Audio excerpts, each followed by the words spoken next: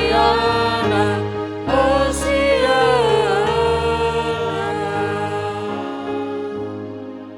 Bapak Ibu saudara-saudara yang saya kasih dalam Tuhan Yesus Kristus, minggu ini kita berada di Minggu Sengsara Tuhan Yesus. Ada 7 minggu sengsara yang akan kita peringati dan kita diajak untuk menghayati penderitaan, pengorbanan Tuhan Yesus di dalam kehidupan untuk mendatangkan keselamatan bagi manusia.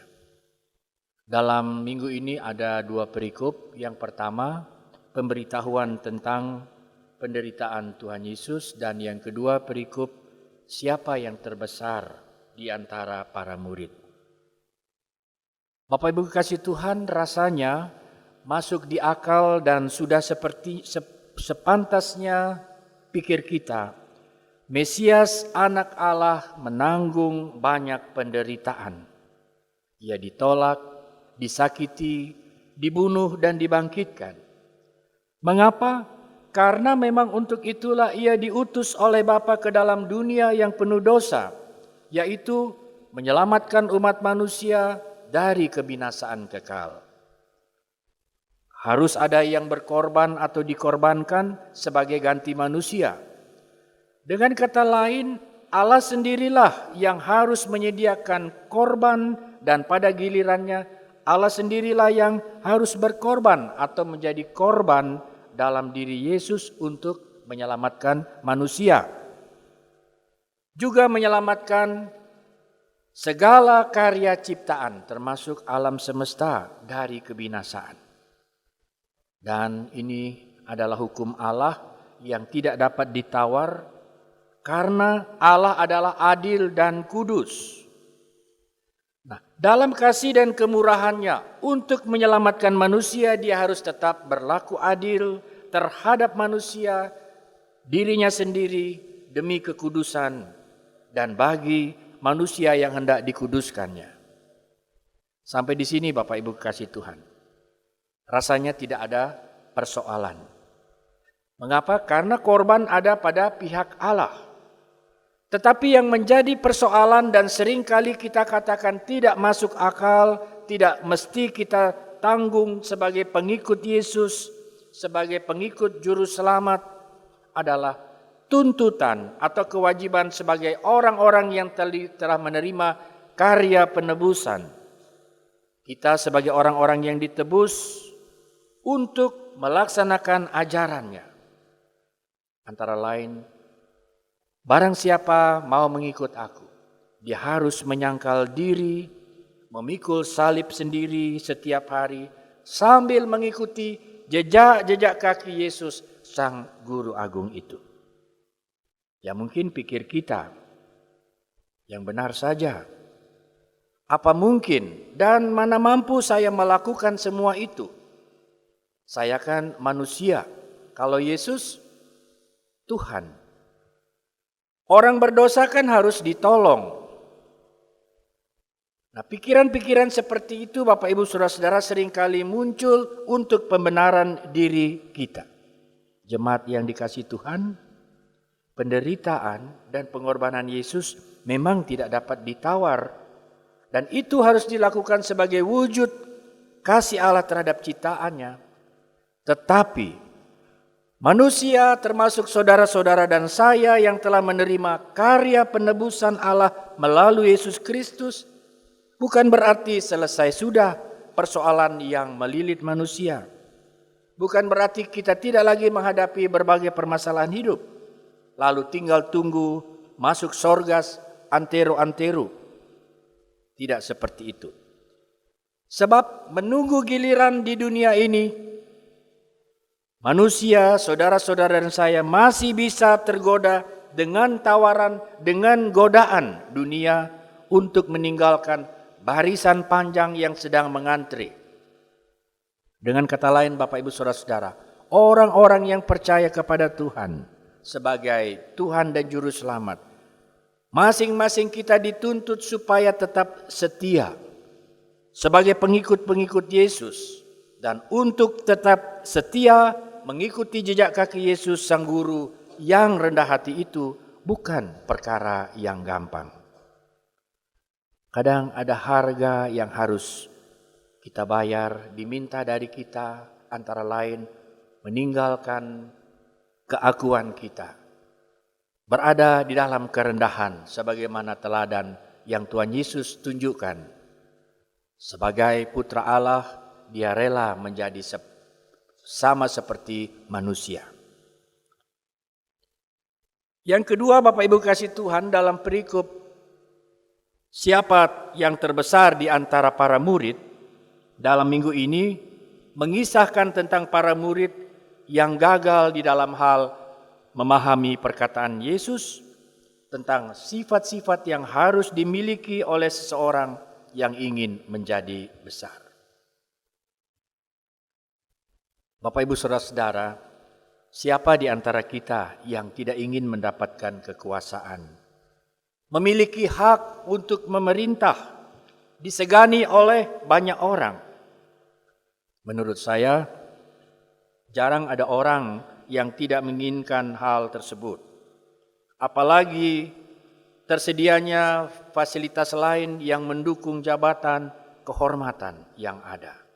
Dan itu wajar. Orang memiliki upaya demi meningkatkan status kedudukannya dan tidak juga perlu dipermasalahkan.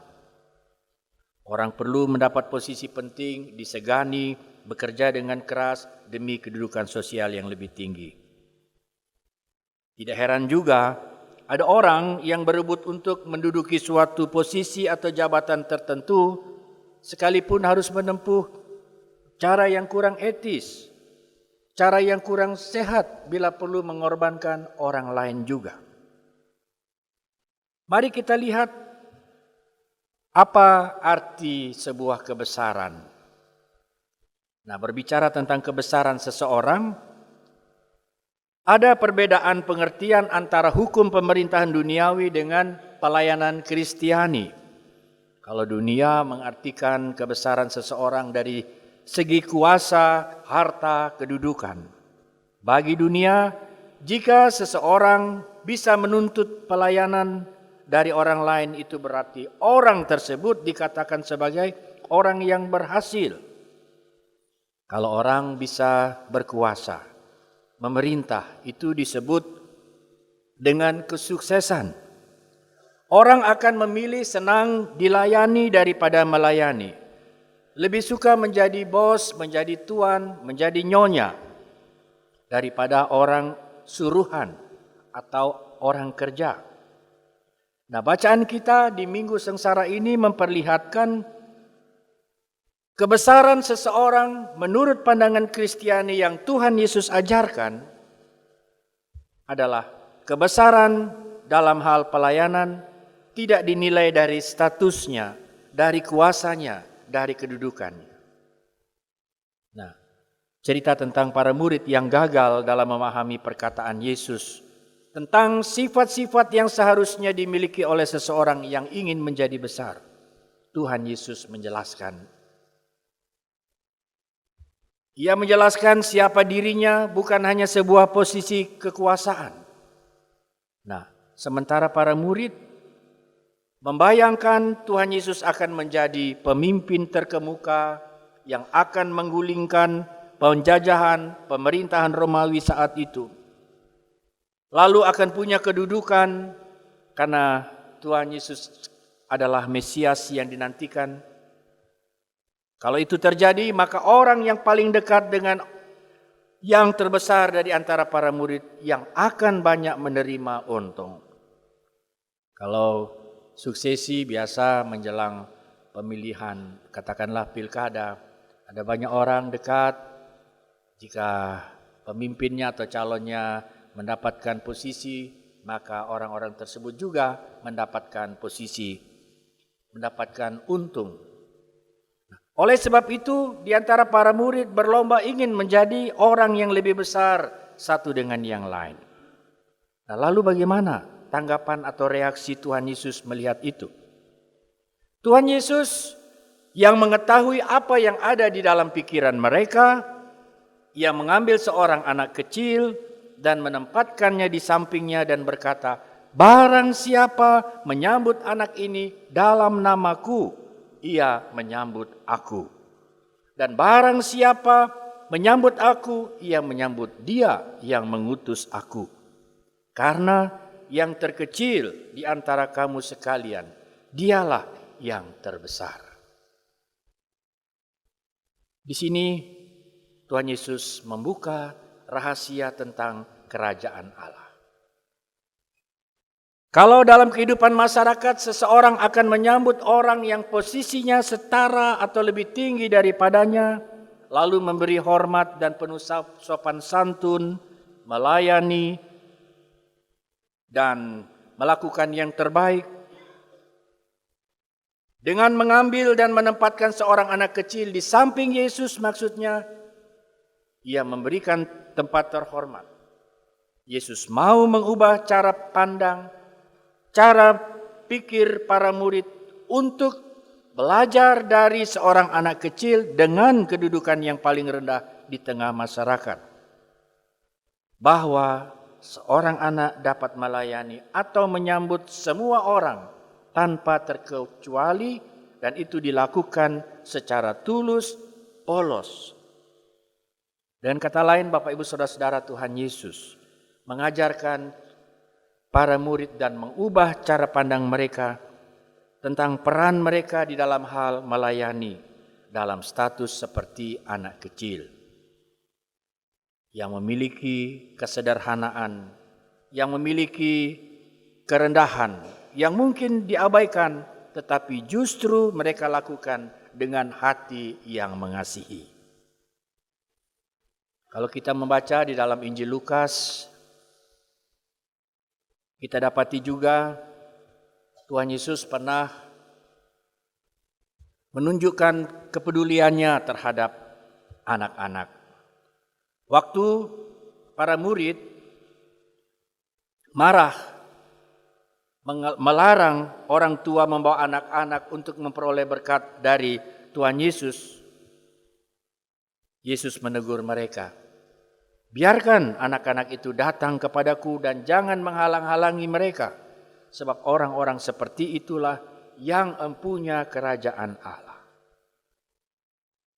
Kekasih Tuhan, betapa Yesus sangat menghargai jiwa setiap anak dan betapa berartinya mereka. Mereka juga mendapatkan hak menjadi anggota kerajaan Allah. Malah orang dewasa perlu belajar dari seorang anak kecil, sebagaimana Tuhan Yesus mengingatkan para murid. Maksudnya supaya para murid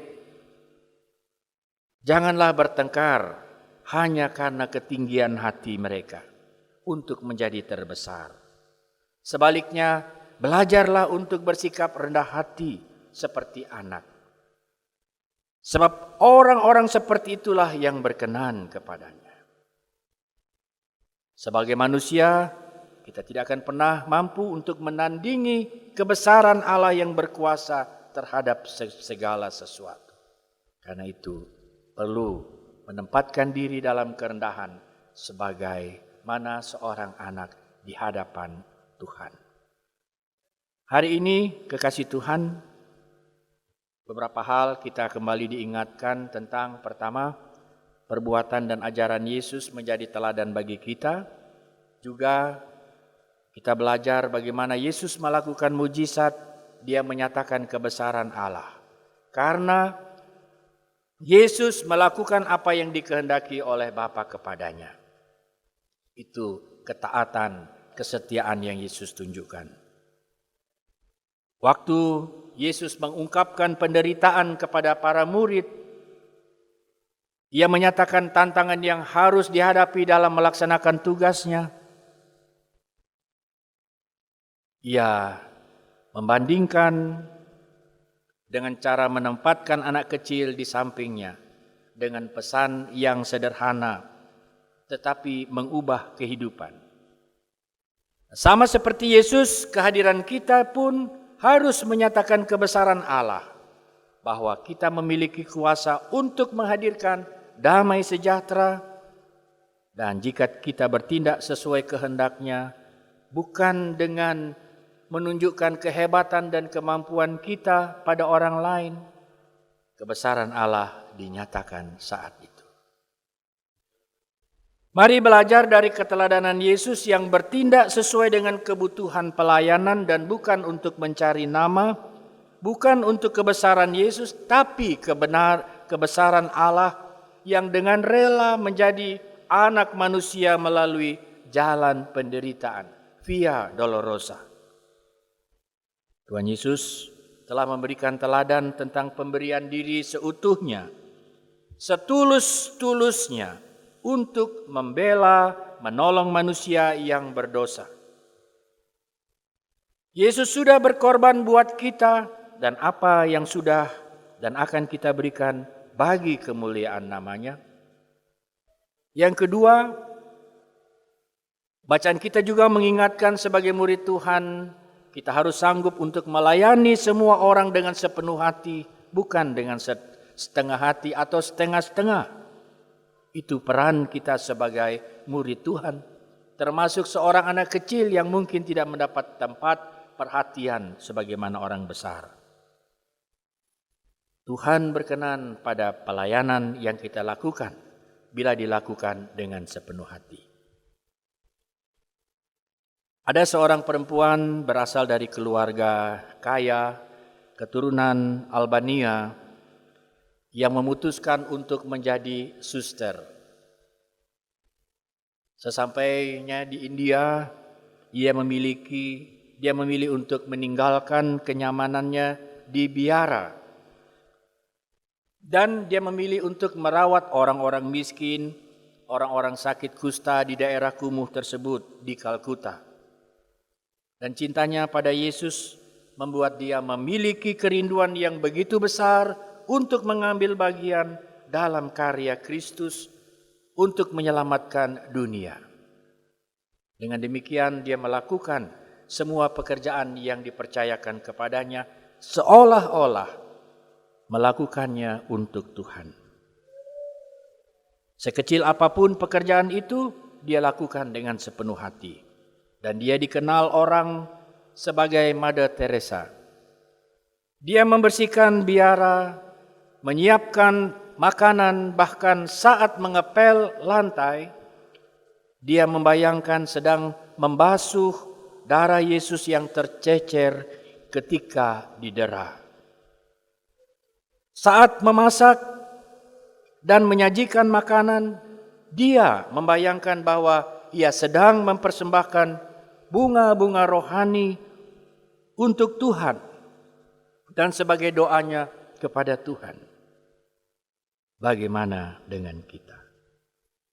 Dapatkah kita melayani Tuhan dengan sepenuh hati? Kalau kita siap mengikutinya, mari layani Tuhan dengan seluruh keberadaan kita. Dan walaupun kecil dan sederhana, Tuhan dapat membuatnya menjadi berkat, tidak hanya bagi kemuliaan nama Tuhan, bagi sesama, bagi kita pun akan mendatangkan sukacita. Amin.